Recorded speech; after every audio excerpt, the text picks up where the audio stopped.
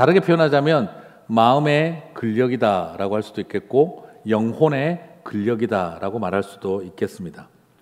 그래서 이 마음의 근력을 잃어버리게 되면 우리는 실패 앞에 실패자가 되는 것이죠. 실패는 할 수 있어도 실패자가 되지는 않을 수 있습니다. 그런데 우리는 실패가 실패자로 만들어버리는 경우들이 많이 있습니다. 실패자는 실패한 시간에 멈춰 있고 실패한 장소를 떠나지를 못하고 그리고 실패한 모습을 그대로 갖고 살아가는 것이죠. 그 모습에 멈춰 있습니다. 실패의 시간과 공간을 떠난 것이 아니라 실패의 시간과 공간으로부터 도망을 쳤을 뿐이다 하는 생각이 들 때가 있습니다. 그 실패의 시간과 장소를 벗어난 게 아니라 그냥 그것을 도망친 모습.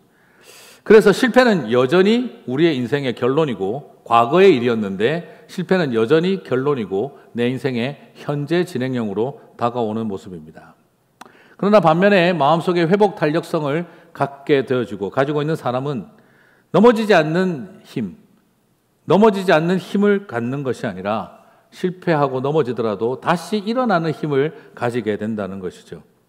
실패하지 않는 삶을 살아가는 것이 아니라 실패하더라도 실패 이전의 모습으로 다시 회복되어지는 복원력을 가지고 있는 것이죠. 사랑하는 성도 여러분, 그리스도인이 된다는 것은 넘어지지 않는다, 쓰러지지 않는다가 아니라 넘어지고 쓰러진 자리에서 다시 일어나는 은혜와 능력을 경험하는 것입니다. 잠언 24장 16절 말씀을 같이 읽겠습니다. 대저 의인은 7번 넘어질지라도 다시 일어나려니와. 그렇습니다. 믿음으로 말미암아 의롭게 되어진 하나님의 백성들은 넘어지지 않는 인생을 살아가는 것이 아닙니다. 7번 넘어진다 할지라도 다시 일어나는 삶이 된다는 것이죠. 여러분, 믿음은 우리를 절대 넘어지지 않는 신앙생활로 이끌어가는 것이 아니라 7번 넘어지더라도 다시 일어날 수 있는 생활신앙을 갖게 하는 것입니다. 자, 그렇다고 한다면 오늘 이것을 우리에게 도전하고 있는 사도 바울은 정말 능력과 그리고 권세와 은혜를 누리며 살아가는 사람이기만 했을까요? 사실 사도 바울의 바울 서신을 보게 되면 이 풍성하다는 표현과 은혜라는 표현이 참 많이 나옵니다. 풍성한 위로, 풍성한 확신, 풍성한 능력, 풍성한 의, 풍성한 소망, 풍성한 감사. 바울 서신에서 굉장히 로마서부터 시작되어지는 사도 바울의 서신을 성경을 보게 되면 무엇보다 풍성이라는 표현과 그리고 풍성으로 수식되어지는 위로, 확신, 능력, 의, 소망, 은혜, 감사 이런 표현들이 굉장히 많이 나옵니다. 정말 풍성한 풍성이 있습니다. 그리고 풍성한 위로, 감사. 그렇다고 한다면 사도 바울은 그저 달달한 현실 속에서 콧노래 부르듯이 바울 서신을 적었기에 풍성, 은혜, 감사, 능력, 위로 이런 말이 넘쳤던 걸까요? 사실 사도 바울의 인생을 그의 사역의 여정을 살펴보면요, 지독한 고통 속에서 그가 얼마나 처절하게 시와 노래로 고백했는지를 발견할 수가 있습니다. 바울은 여러분 결코 강한 사람이 아니었습니다. 자신을 어떻게 묘사하고 있냐 그러면 자신을 resilience, 회복 탄력성을 가진 사람으로 설명하지 않습니다. 그는 떨어지면 튀어오를 resilience가 강한 사람이라고 묘사하지 않습니다. 나는 떨어지면 박살나버릴 질그릇, 나는 떨어지면 튀어오를 공이 아니라 떨어지면 가루가 나서 튀어져며 온 곳곳으로 흩어져 버릴 부서지기 좋은 존재라고 말하고 있습니다. 고린도후서 4장 7절을 보시면 오늘 말씀의 바로 앞절을 보시면 우리가 이 보배를 질그릇에 가졌으니, 그는 자신을 설명하고 있습니다. 나는 resilience를 가진 존재가 아니라 나는 vulnerable하고 나는 fragile 할 수밖에 없는 깨지기 쉽고 그리고 상처받기 쉬운 존재라고 그는 있는 그대로 자신을 묘사하고 있습니다. 고린도후서 11장 24절에서 27절을 보겠습니다. 우리 한 절씩 교독 한번 해보겠습니다. 유대인들에게 40에서 하나 감한 매를 5번 맞았으며 3번 태장으로 맞고 1번 돌로 맞고 3번 파선하고 1주야를 깊은 바다에서 지냈으며 여러 번 여행하면서 강의 위험과 강도의 위험과 동족의 위험과 이방인의 위험과 시내의 위험과 광야의 위험과 바다의 위험과 거짓 형제 중에 위험을 당하고 또 수고하며 애쓰고 여러 번 자지 못하고 줄이며 목마르고 여러 번 굶고 춥고 헐벗었노라. 아멘이 잘 안 나오는 말씀입니다. 여러분, 사도 바울의 인생은 이 정도였으면 벌써 박살이 난 게 아니라 가루가 난 질그릇 상태가 되어져야 합니다. 3번 파선당했다 그랬어요. 고대 사회에서 여러분 3번 배 타고 가다가 파선당했다는 것도 기적입니다. 오늘날 우리식으로 옮겨놓으면 이게 무슨 말이냐 그러면 비행기 사고만 3번을 당했다는 말과 같은 이야기입니다. 끔찍한 이야기입니다. 일상적이지 않고 저 사람은 인생의 불행이 따라다니는구나 하는 말을 듣기 딱 좋은 사람이었습니다. 그래서 그는 바다에 일주일 동안 낮과 밤을 일주일 동안을 바다에 떠다니는 표류 생활을 했다라고 말을 합니다. 여러분, 밤바다에 일주일 동안 튜브 잡고 한번 수영장에 있어 보십시오. 못 삽니다. 힘들어서. 그런 상태의 길을 자신의 삶을 살아왔고 강의 위험과 시내의 위험, 물이 너무 많은 곳에서 휩쓸리며 생명을 위협하는 강의 위험, 시내의 위험을 경험했고 광야의 위험, 물이 하나도 없는 사막 땅에 말라 죽을 것 같은 그런 위험도 경험했다고 합니다. 그의 삶은 마치 시냇물, 강, 바다, 산 어디를 가도 하나도 머리 둘 곳이 없을 만큼 자연재해가 따라다니는 인생이었습니다. 그것 빼고는 사도 바울은 다 겪었습니다. 그리고 두 번째, 자연재해만 겪은 것이 아닙니다. 사람재해, 인간재해를 경험했습니다. 그는 자신의 경험했던 고통을 동족의 위험, 이방인의 위험, 그리고 거짓 형제들로부터 당한 위험이라고 말을 합니다. 자, 무슨 말이냐? 그는 유대인이었습니다. 그는 유대인이었지만 로마 땅에 노예로 끌려가서 살다가 로마의 시민권을 얻게 된 이중 언어와 이중 문화를 경험한 사람입니다. 소위 말해서 주이시 로만으로 살았던 사람이에요. 그런데 그는 로마에서 살아가면서도 자기 유대인의 정체성을 사랑해서 예루살렘에 돌아와서 대학 생활을 했습니다. 소위 말해서 로마 땅에서 시민권 받고 살았는데 그는 역이민을 가서 예루살렘으로 돌아가 그곳에 가말리엘 문화생이 되어서 이스라엘 사람으로 자기 민족을 사랑하고 살았습니다. 그런데 그의 인생에 어떤 일이 있었다고 말을 하고 있습니까? 나는 그렇게 로마 땅에 좋은 것을 버리고 내 민족에게 역이민을 가서 율법을 배우고 말씀을 배웠는데 결과는 내 동족들이 나를 죽이려고 했다라고 말하고 있습니다. 그리고 두 번째로 그는 이방인들의 위험을 경험했다라고 말을 합니다. 그는 로마인들의 철학과 그리고 로마인들의 학문과 문화를 경험하고 그래서 예수님께서 자신을 이방인들을 위한 사도로 부르셨습니다.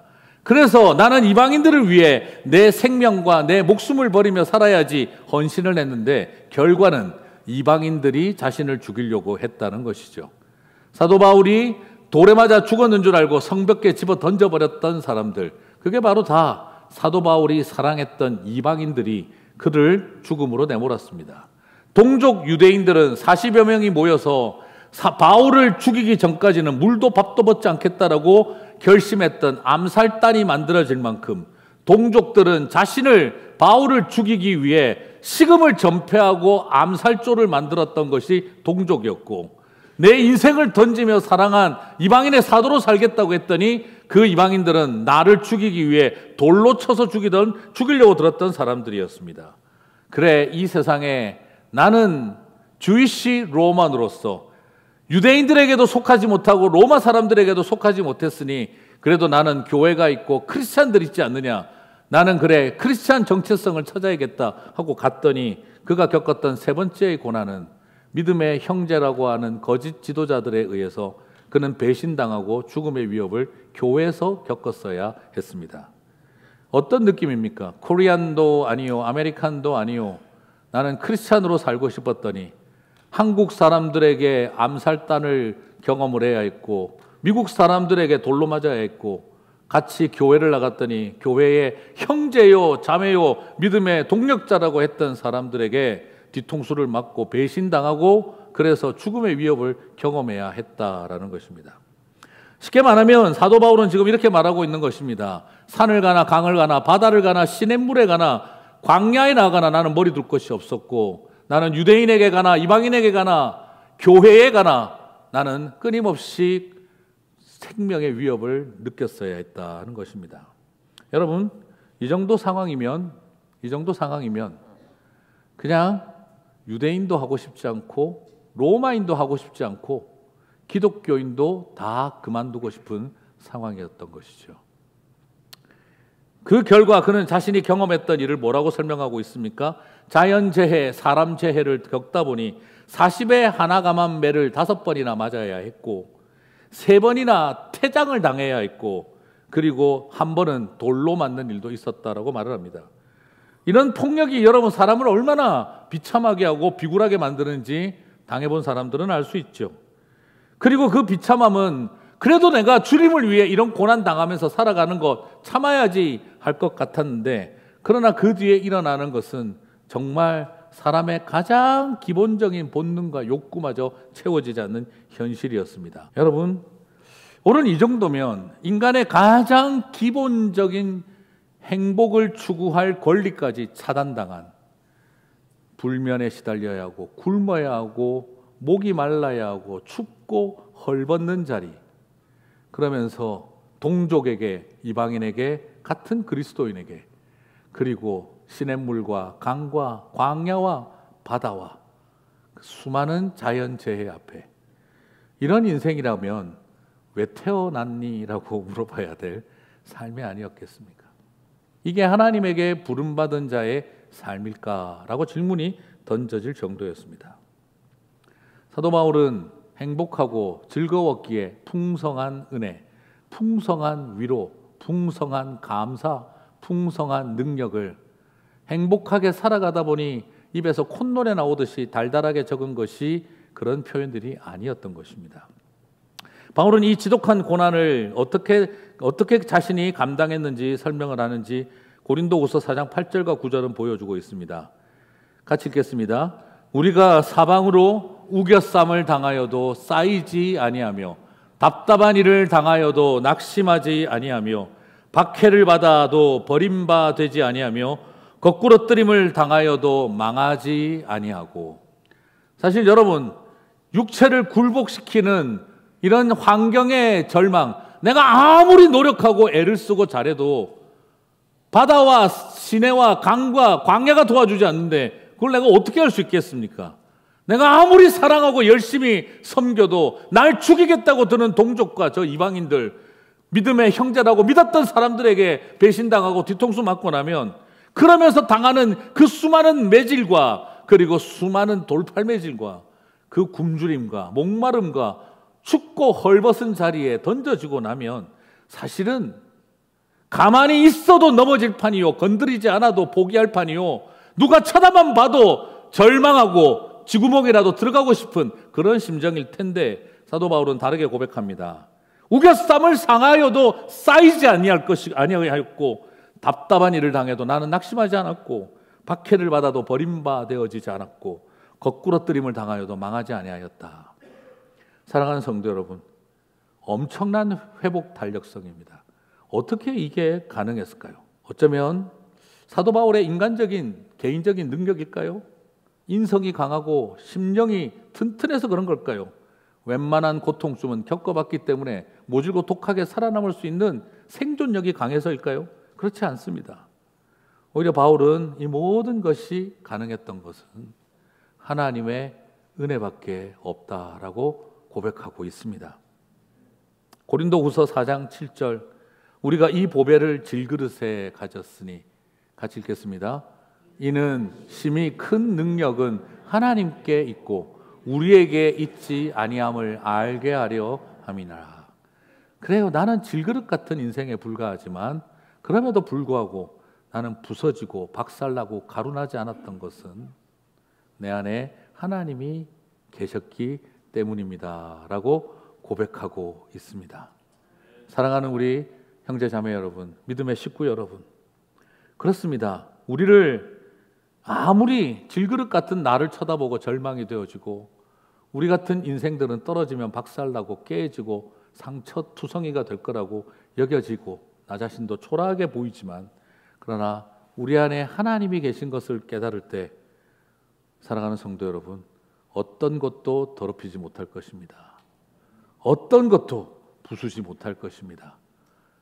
죽으라고, 엎어지라고, 부서지라고, 박살나라고 내동댕이 쳤는데 우리는 다시 하늘을 향해 솟아오르고 뛰어오르게 될 줄 믿습니다. 그것이 하나님의 은혜입니다. 2025년 인생이, 삶이, 내 주변의 자연이, 인간들이, 삶의 현실이 우리를 땅바닥으로 집어내어 던진다 할지라도 다시 그곳에서 솟아오르고 일어서는 저와 여러분 되시기를 주님의 이름으로 축복합니다. 고린도후서 4장 10절에서 사도 바울은 이것을 어떻게 설명하고 있습니까? 어떻게 내가 우겨쌈을 당해도 쌓이지 않고 망하지 않고 엎어지지 않고 섰느냐? 같이 읽겠습니다. 우리가 항상 예수의 죽음을 몸에 짊어짐은 예수의 생명이 또한 우리 몸에 나타내게 하려 함이라. 사랑하는 성도 여러분, 복음을 교리로만 알지 마십시오. 복음이 여러분의 몸에서 나타나게 하시기 바랍니다. 복음이 여러분의 삶이 되시기를 바랍니다. 복음이 펜때 돌려가며 이해하고 깨달은 교리가 되지 마시고 복음이 여러분의 몸에 나타나게 되시기를 바랍니다. 바울은 명확하게 복음을 깨닫고 있습니다. 우리가 항상 예수의 죽음을 몸에 짊어짐은 무슨 말입니까? 지금까지 그가 당했던 우겨쌈을 당하고 핍박받고 버림받고 그리고 사람들에게 매를 맞았던 것, 춥고 헐벗었던 것들이 그냥 내 인생 고생 덩어리구나, 고통 덩어리구나, 그는 그렇게 해석하지 않았습니다. 그걸 뭐로 설명하고 있습니까? 내 몸에 그리스도의 죽음을 짊어졌다라고 말하고 있는 것입니다. 사랑하는 성도 여러분, 평생 죽을 것 같은 고생하다 가지 마시기 바랍니다. 그 죽을 것 같은 고생을 예수님의 십자가를 짊어진 삶이 되시기를 축복합니다. 예수의 죽음을 몸에 짊어진 인생이 되시기를 축복합니다. 예수의 죽음을 몸에 짊어진 사람들에게 어떤 은혜가 있습니까? 예수의 생명이 또한 우리 몸에 나타나리라. 아멘이십니까? 그렇습니다. 우리에게 부활의 생명, 예수의 생명이 우리의 몸과 삶에 나타나기 위해서 무엇이 필요합니까? 예수 그리스도의 죽음을 몸에 짊어지는 것입니다. 예수 그리스도의 십자가의 희생을 내 몸에 짊어지는 것입니다. 그 순간은 죽을 고생하는 것 같고 왜 남들은 편안하게 사는데 나는 이 고생하고 사는 걸까 원망이 나올는지 모르겠습니다. 그러나 여러분 부탁드리고 싶습니다. 죽을 고생하며 죽겠다 하며 살아가는 인생이 아니라 예수의 죽음을 몸에 짊어지고 주와 함께 죽으시기 바랍니다. 그때에 예수의 생명과 함께 다시 여러분의 몸에 예수의 생명이 나타나게 될 줄 믿습니다. 이것이 하나님의 은혜입니다. 그렇습니다. 때로는 살아가며 갇히기도 할 것입니다. 넘어지기도 할 것입니다. 낙심도 해야 할 것입니다. 버림도 받을 것입니다. 그리고 수많은 사람들에게 조롱도 당할 것입니다.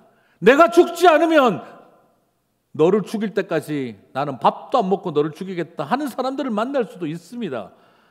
그렇게 사랑한 사람들이 나를 향해 돌을 들고 덤비기도 합니다. 춥고 헐벗고 배고프고 먹지도 마시지도 못하는 절망의 자리에 던져질 수도 있습니다. 그러나 그것이 여러분의 인생에 재수없는 고생이 되지 말고 예수의 십자가가 되시기를 바랍니다. 예수의 죽음을 몸에 짊어진 인생이 되시기 바랍니다. 그 인생은 그 끝에서 예수의 생명이 그 몸에 나타나는 것을 반드시 보게 될 줄 믿습니다. 저는 그것이 은혜라고 믿습니다. 이 신비를 깨달으십시오. 이 복음을 깨달으십시오. 이 복음이 교리로 배운 것이 아니라 내 몸에 나타난 은혜가 되게 하여 하시기를 주님의 이름으로 축복합니다. 그렇습니다. 절대 예수의 생명은 쉽게 나타나지 않습니다. 예수의 부활의 생명은 그냥 쉽게 내 인생에 나타나는 게 아닙니다.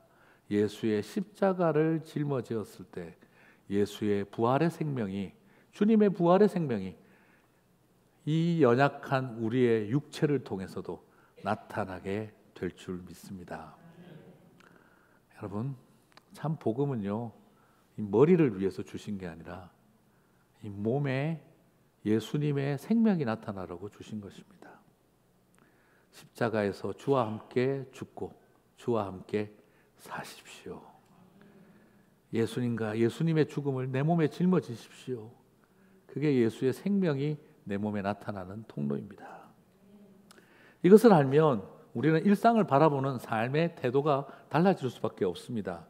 예수 그리스도 안에 뿌리 내리고 뿌리 깊은 소망을 갖게 되면 어떤 지독한 고난도 결론이 아니라 풍성한 은혜의 서론이 될 줄 믿습니다.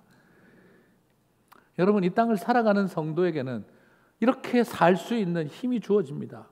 무견하게 일하고 의연하게 맞서 싸우고 초연하게 살고 죽으며 사랑하게 하는 삶. 이것이 멋진 인생 아니겠습니까? 이것이 뿌리 깊은 소망을 가진 인생 아니겠습니까? 그렇습니다. 욥의 삶을 바라봅니다.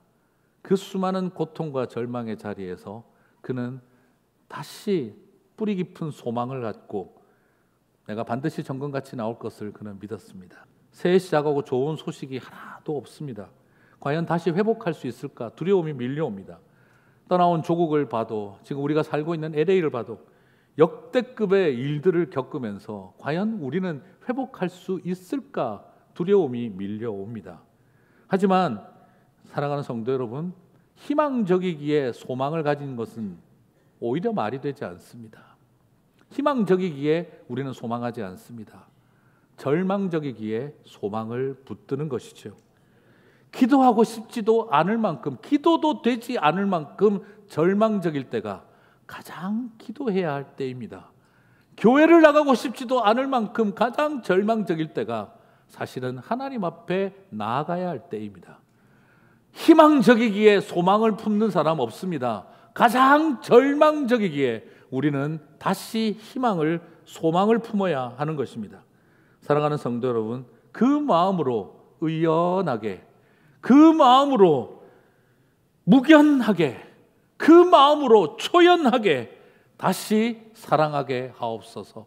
7번 넘어질지라도 다시 일어나게 하옵소서. 그 마음으로 나아가는 저와 여러분이 되시기를 바랍니다. 말씀을 마무리하면서, 전 아버님이 암으로 돌아가시고 아버님이 암으로 돌아가실 때 과수원을 빼앗겨서 떠날 때 그때 생각을 많이 났습니다. 쫓겨나던 집에서 아버님이 몇 년을 당신의 인생을 던져서 가꾸었던 가수원, 이제는 자식들에게 고향을 만들어주고 싶다는 마음으로 집을, 농막을 리모델링하고 정말 최선을 다해서 온 가족들을 위해 준비하셨습니다. 그러나 결과는 가난 말기 환자로 투병하며 모든 것을 잃어버리는 자리에 오셨고, 아버님의 장례를 치르고 난 다음 그 모든 것을 빼앗기게 되어졌습니다. 그때 제 마음에도 좌절과 절망과 분노가 오니까 그냥 그 과수원 불질러 버리고 싶더라고요.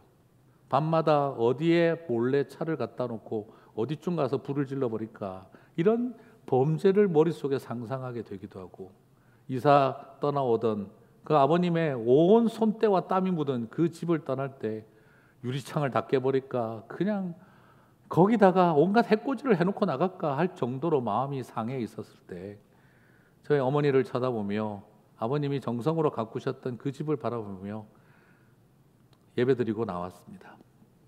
그때 어머니와 487장 찬송가를 같이 불렀는데 참 많이 눈물을 흘렸던 기억이 납니다.